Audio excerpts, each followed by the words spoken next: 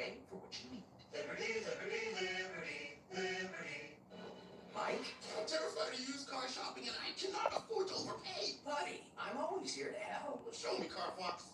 Carfax can show how damage impacts prices to you and have to overpay. Always look for me and shop millions of great deals at Carfax.com. An official message from Medicare. Medicare plans change from one year to the next. This year, it's important for you to review your current coverage plans. Compare drug coverage. Compare costs. See if you can save. And make sure your drugs are covered. Open enrollment ends December 7th. Compare plans now at Medicare.gov. 5G home internet may sound good at first, until you realize you don't know what speed you're getting. That's because 5G internet runs on shared cell phone towers with service that slows down when more people are online. They call it fast internet. We call it not good enough. Only Optimum Fiber delivers the fastest, most consistent, and most reliable internet speeds 24/7. Don't take slow for an answer. Stick with Optimum Fiber. We deliver Jeep of Manhattan. Your new Jeep delivered right to your door. Anywhere in the 5 boroughs. Manhattan, Bronx, Brooklyn, Staten Island, and Queens. No dealership visit. Shop online, get approved, schedule your delivery. It's that easy. The Black Friday sales event is on. Drive the Grand Cherokee L with third row for $365 a month, or the rugged Wrangler for only $389 a month. The best Jeep deals of the year are happening now. Jeep of Manhattan. We make it happen. It's 8 p.m. here in New York. I'm Antonia Hilton along with Elise Jordan and Catherine Rampell. Eamon Mohadeen has the night off. Tonight, new reporting on how officials were worried about the safety of the National Guard before this week's deadly shooting. Plus, Trump tries to shut down the airspace above Venezuela as relations between the Trump administration and the South American country go from bad to worse. And later, the last special election of the year is set for this Tuesday. Can Democrats pull off a historic upset?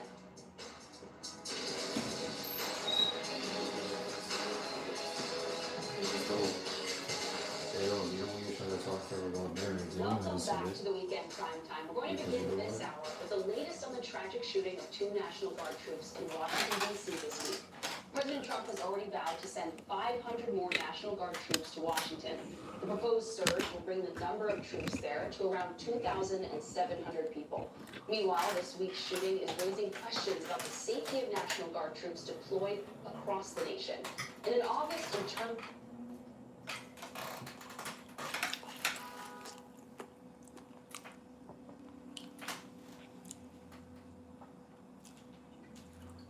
My bad. Hold on.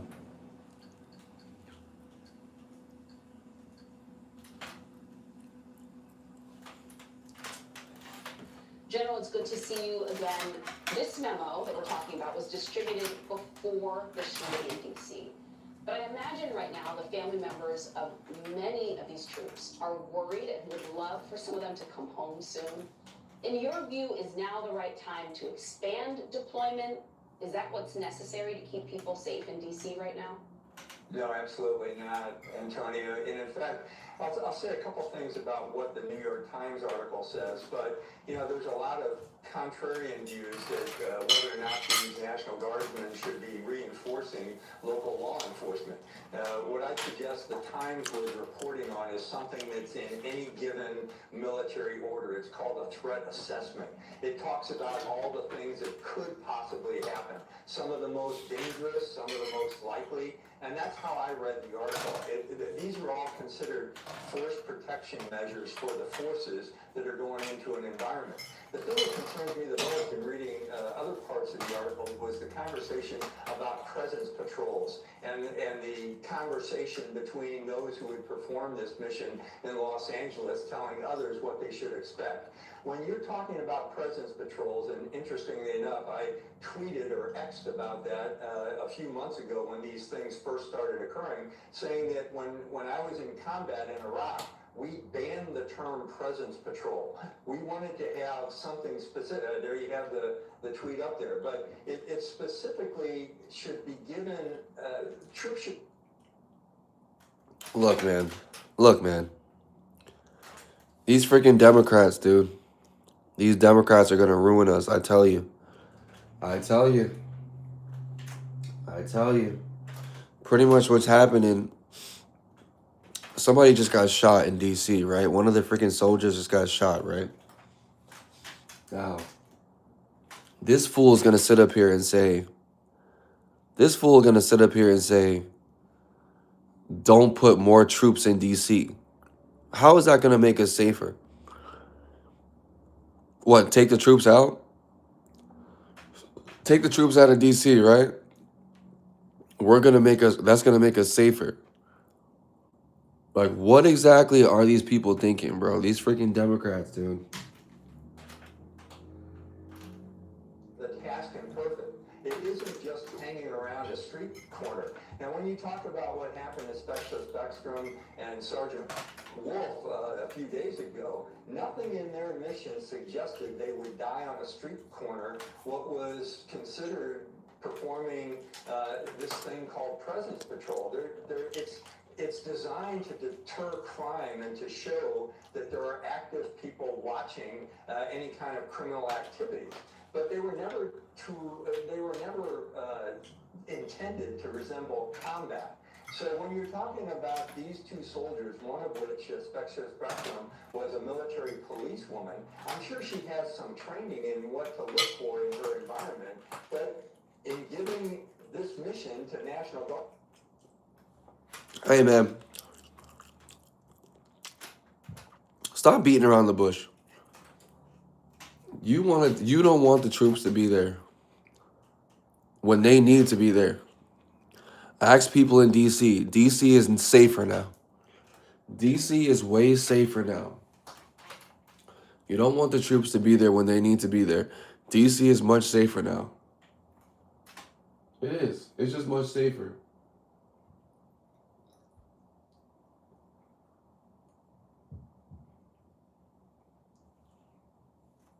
So take the troops out, right?